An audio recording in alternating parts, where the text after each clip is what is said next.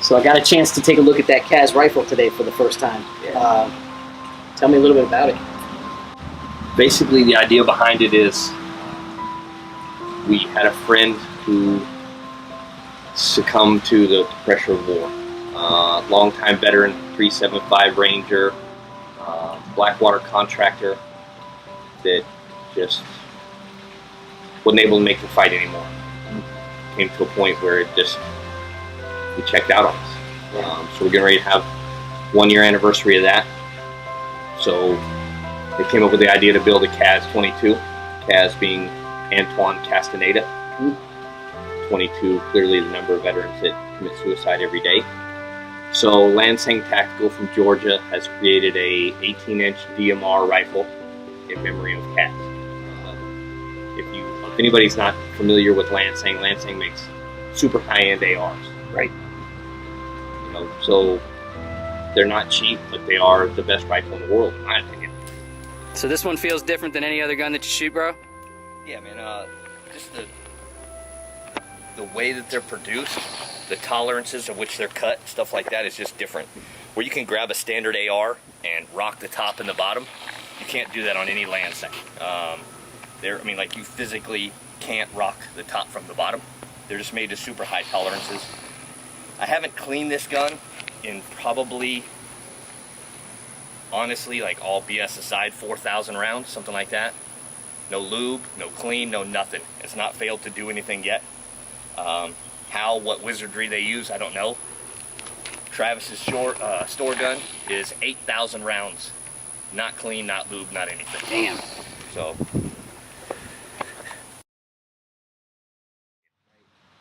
so what they're doing is they're selling the CAS 22 in order to raise money for Antouine, CAS, Lips, we call them a bunch of different things. Sure. To raise money for Twan's family.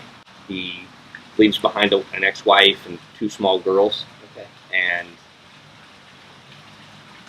bills are mounting because of unsuspected costs. So they came up with the idea to make this rifle, sell it at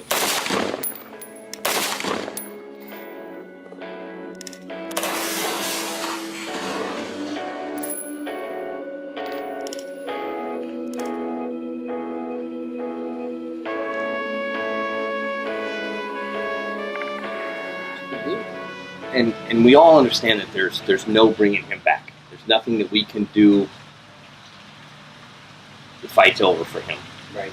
We'll continue to fight this fight every day, forever. You know. Sure.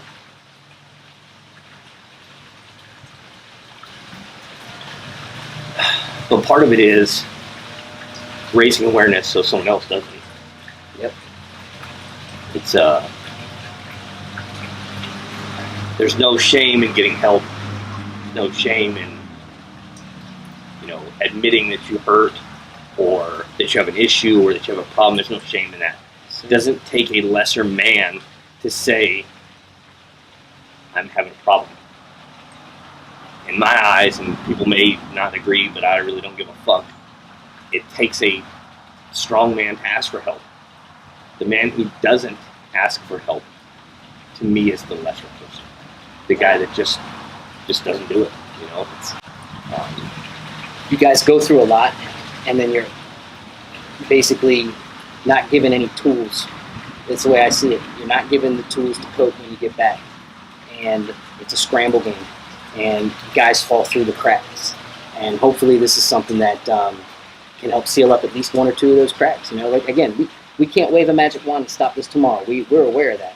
We can take steps there. We can do things that will slowly but surely add up, I think. It's not realistic to think that you can take a young man or a young woman and train them to go to war, send them to war, do what it is that we do and do so well, and then expect that person to come home unchanged, right? It's a life-changing event. Yep. Regardless of your MOS, your branch of service, anything, you know, it changes all of us. Sure. Some people more so than others. It's just not realistic to think that you can go and do that and come home and be the same person. The deal now is, and my personal goal in life, and you deal with me all the time, and you see that like this is real to me. I talk about this a lot. Is what do we do to help that person that's home now struggling? What's the tool that we help give them so that they're able to integrate back into society? There's no going back to who we were. Right? No one wants to go back to who they were. We just want to find a way to be the person we are today, but be a productive member of society. Assimilate back into what is now your reality. That is right. Yeah, yeah. It's tough stuff, man, and I'm glad to be a part of it in any way that we can. You know, I became friends with these guys, and they're rock solid dudes, and they're putting out product that's fantastic, and now they have a cause. So if you get a chance, check out LanxangTactical.com.